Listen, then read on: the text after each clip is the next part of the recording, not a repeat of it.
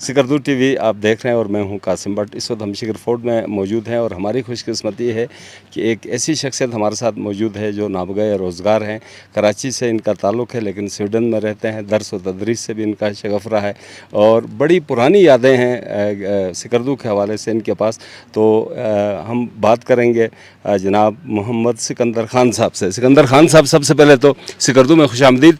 हाँ, हमें पता चला है कुछ देर पहले आपने रस्मी तौर पे बताया था कि आपकी बड़ी पुरानी यादें हैं सिकरदू से वाबस्ता, ज़रा यादें शेयर करेंगे? नहीं, जो मैंने आपसे कहा ना कि मैं कुछ 50 साल पहले मेरे वालिद साहब लेके आए, उन्होंने कहा कि आपको बहुत ही खूबसूरत जगह दिखाएंगे। तो वो लेके आए मुझे कराची से फोकर प्लेन में। बहुत ही डर लगा हुआ था वो, जो क्या जिग जैग फोकर प्लेन हो यहाँ है, तो मुझे बहुत पसंद आया। तो उसके बाद फिर मैं ख़ुद भी यहाँ वो था, मैं स्टूडेंट स्काउट वगैरह में, तो उनके साथ भी आया कराची से यहाँ पूरे स्कर्दू, अस्टोरे और गिलगित वगैरह, हुंजा।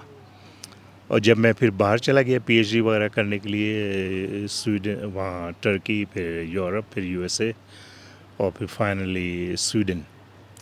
तो जब पीएचडी मैंने ली उसके बाद फिर मैं डीन बन गया ये स्टॉकहोम यूनिवर्सिटी में। तो मैंने अपने 40 प्रोफेसर्स को, तो हमें कॉन्फ्रेंस करनी थी कहीं यूरोप में, एल्प्स माउंटेंस में। मैं कहा वो तो एक और जगह है जो उसका नाम स्कर्दू, आप वहाँ चलें। तो उनको तो कुछ पता नहीं था, मैंने मैप पे दिखाया तो उनकी समझ में नहीं आया कि किस तरह स्वीडन से स्कर्दू आएंगे। सही। लेकिन फिर हम उनको लेके आए यहाँ 40 लोगों को, एक हफ्ते की कॉन्फ्रेंस हुई शांग्रीला होटल। तो उनको बहुत ही पसंद आया, तो वो अब भी पूछते रहते हैं कैसा है हाल स्कर्दू का। फिर जब मेरी यहाँ शादी हुई, मेरी स्वीडिश वाइफ, कुछ 30 साल पहले, तो हम कराची के, और शादी के बाद फिर यहाँ शांग्रीला में हनीमून जी। हमने किया। फिर जब हमारे बाद में 2 लड़के हमारे, तो उनको यहाँ हम लेके आए। फिर जब हमारे 25 ईयर्स की वो हुई सिल्वर जुबली, तो फिर हम यहाँ हेस कर दो तो वो किया। फिर 30 जब हुआ हमारे 30 ईयर्स, तो वो था पेंडेमिक, तो वो मिस कर दिया। लेकिन पिछले साल फिर हम आए यहाँ राजा नासिर साहब, तो हमने वो 32 ईयर्स की वो कसर निकाल दी। जी कर दी।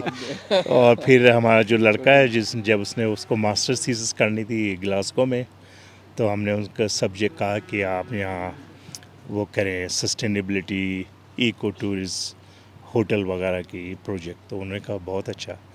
तो उन्होंने अपनी फिर मास्टर्स डिग्री का जो प्रोजेक्ट था, उन्होंने कातपाना डेजर्ट में लिया और बनाई वो एक बिल्डिंग सस्टेनेबल वगैरह, और उनको वो मिला, एक्सेलेंट मिला उनके थीसिस सुपरवाइज़र ने।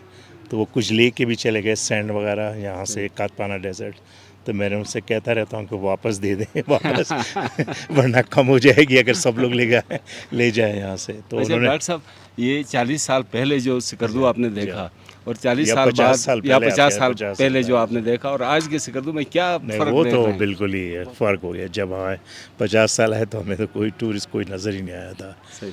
और बाहर के तो बहुत ही कोई भी नहीं। और जब मैंने आपसे कहा वो शादी कुछ हुई 30 साल पहले, तो उस वक्त कुछ टूरिस्ट नज़र आए, और लेकिन इतने टूरिस्ट नहीं पाकिस्तानी। तो जब मैं बताता हूँ पाकिस्तान में कराची या लाहौर या रावलपिंडी वगैरह में स्कर्दू, उन लोगों को समझ में नहीं आया, या गिलगित या हुंजा। सही। लेकिन ये जो लास्ट 5 साल या 6 या 7 साल, तो फिर तो आप देखें टूरिस्ट, पाकिस्तानी टूरिस्ट जो आते हैं यहाँ, सही। तो पूरा लैंडस्केप सब चेंज हो गया।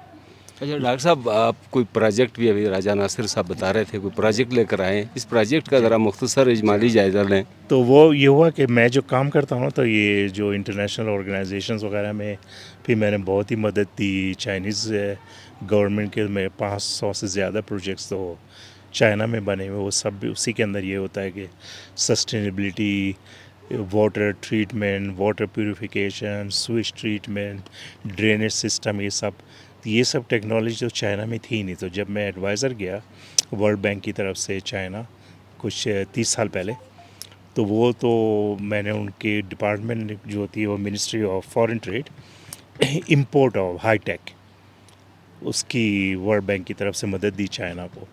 तो हमने बहुत ही वो टेक्नोलॉजी ट्रांसफ़र की चाइना, जापान की तरफ से। लिए मैं जापान में बहुत रहा हूँ, मेरे दोनों लड़के जापान में पैदाइश हुई, तो जापानीज़ कंपनी के साथ काम किया था, फिर स्वीडिश कंपनीज और यूरोपियन।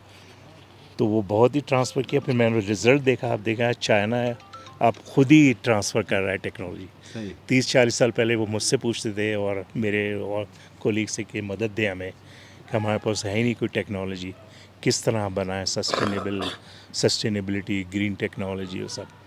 तो ज़बरदस्त हमने ट्रांसफ़र किया। मैं हर वक्त सोचता रहता था कि किस तरह मैं पाकिस्तान को ले जाएं यहाँ, और यहाँ गिलगित बाल्टिस्तान में जो इतना खूबसूरत है। तो मैं बहुत ही वहाँ रहा हूँ, स्विट्ज़रलैंड में यूनाइटेड नेशन के साथ काम किया है, ऑस्ट्रिया में, एल्प्स में, माउंटेन्स में, बहुत ही खूबसूरत है वो जगह। लेकिन मुझे पता है कि ये जगह जो और भी ज़्यादा खूबसूरत है, सही लेकिन हमारे पास वो नहीं है इंफ्रास्ट्रक्चर वगैरह। सही तो फिर मैंने ये सोचा कि कुछ 5-6 साल पहले कि अब इसको कुछ करना चाहिए। तो जब मेरा रिटायरमेंट का टाइम हुआ तो मैंने डिसाइड किया कि अब जो है मैं फिर ये ट्रांसफ़र, ये सब नो हाउ, कॉन्टैक्ट, नेटवर्क, ये सब लेके यहाँ गिलगित बाल्टिस्तान फिर राजा मुनासिर से मिले। तो इन्होंने तो एकदम से, तो हमारे इस वक्त बन रहे हैं कुछ प्रोजेक्ट्स।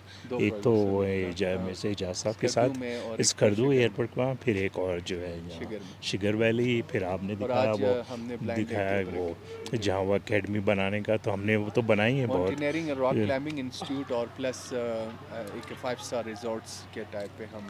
तो आप चाहते हैं तो ये आप फ़ोटो ले लें इसका। ये है हमारा प्रोफाइल है सस्टेनेबिलिटी का, जो भी आप कैमरे से अगर चाहते हैं तो वो ले लीजिएगा।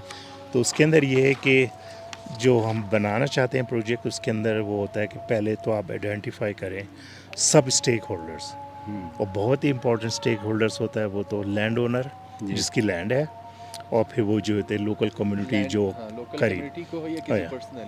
और फिर ये होता है कि वो ना हो कि वो लैंड एक्सप्लॉयटेशन ना हो कि कोई आए बाहर से वो लैंड ख़रीद लिया, लैंड ओनर से ख़रीद के या लैंड ओनर के साथ कोई जॉइंट वेंचर बना लिया, फिर वो लैंड ओनर से कुछ दे के ख़रीद लिया वो सब, और फिर वो जो है प्रॉफिट मैक्सिमाइजेशन और लोकल कम्युनिटी के जो होते हैं लोगों, कुछ लोगों को दिया, वरना वो बाहर से लेके आ जाते हैं। और फिर वो अगर वो बाहर का किसी कोई हुआ लैंड ओनर, वो इस इन्वेस्टर, तो वो अपना एक्सपेट्रिएट्स को लेके आता है जो बहुत ही महंगे होते हैं एक्सपेट्रिएट्स।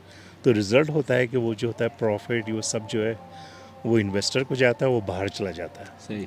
तो हमारा जो कॉन्सेप्ट बना हुआ है, जो हमने बहुत ही इस्तेमाल किया है चाइना में, वियतनाम में, तो उनका ये था मकसद कि आप जो है ना लैंड ओनर या पब्लिक का लैंड या गवर्नमेंट का या लोकल का, वो जो है सिर्फ कंसेशन पे देगा।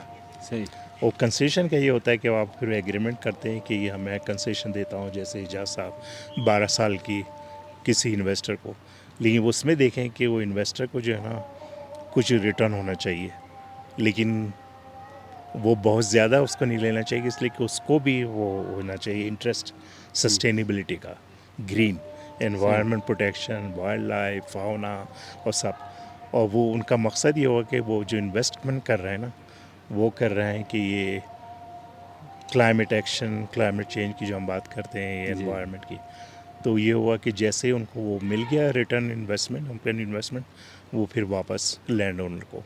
सही। और लैंड ओनर जो है वो फिर जो होता है इसी जो 12 साल या 10 साल, उसके अंदर जो सबको ट्रेनिंग देनी होती है, वो जो रिटर्न जो होता है उसके अंदर कुछ परसेंटेज हर साल जाएगा लोकल कम्युनिटी डेवलपमेंट का। होगा या जो भी होगा जिसको जाए। और फिर ये जो है ना वेस्ट, जो मैं यहाँ लिखा है ना सब, वो waste water management, solid waste management, recycling plant, smart green houses, ये सब चीज़ें, biofuel, bios gas, solar, wind, green hydrogen, ये सब चीज़ें जो है ना ये होनी चाहिए कि सब एनवायरनमेंट फ्रेंडली है, और जो है ना आप एनवायरनमेंट को डिस्टर्ब ना करें।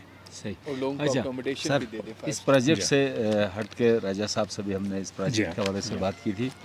सर, क्या कमी देख रहे हैं 50 साल पहले के सिकरदू और आज के सिकरदू में, वो की बड़ी तरक्की हो चुकी है, इसके बावजूद किन चीज़ों की आप कमी महसूस कर रहे हैं?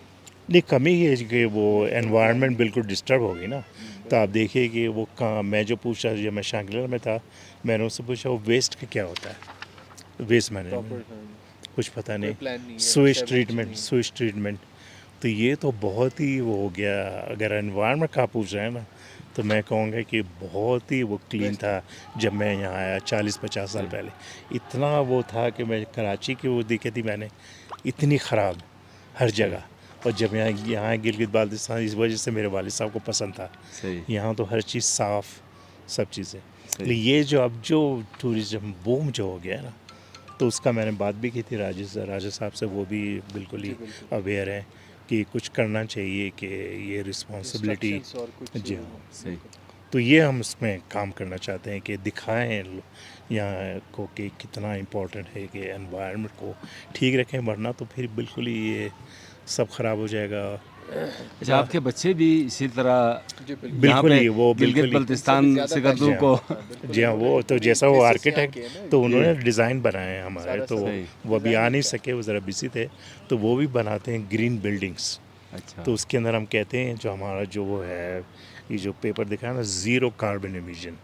तो आप हर चीज़ में जो भी आप स्टोन भी लें तो उसमें देखें उसके अंदर कोई है CO2 इमिशन कि नहीं, जी जी, और उसको किस तरह हम कम कर सकते हैं।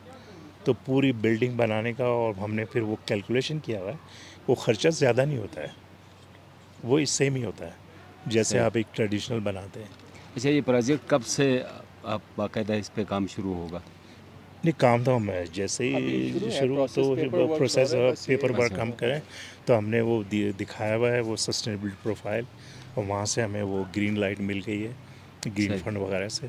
तो कह रहे हैं आप ज़रा वो प्रोजेक्ट प्रपोजल वगैरह तैयार करके हमें फिर जमा करा दें। अब वो कुछ सही। डेडलाइंस वगैरह हैं मई वगैरह में, तो हम मई में जमा करा देंगे, और फिर मेरे ख्याल से जून जुलाई अगस्त मैं शुरू हो सितंबर गया में शुरू हो जाए। हमारा प्लान है। चलें डॉक्टर साहब, बहुत शुक्रिया, बड़ी खुशी हुई कि आप नस्लों से यानी पुश्तों से सिकंदू को आपने टारगेट किया हुआ है। पहले वालिद साहब आते थे, फिर आप आए, अब आपके बच्चे यहाँ पे आ रहे हैं। तो क्लोजिंग वर्ड्स के साथ सिर्फ यही होगा, जिसने एक मरतबा सिकंदू देखा वो बार बार सिकंदू आएगा। ये हुस्न है मेरे सिकंदू का, ये दिलफरेब नज़ारे हैं जो हर आने वाले को सिकंदू की तरफ खींच लाते हैं। प्रोड्यूसर मोहम्मद अली अंजुम के साथ कासिम भट्ट को इजाज़त दीजिए। अल्लाह हाफिज़।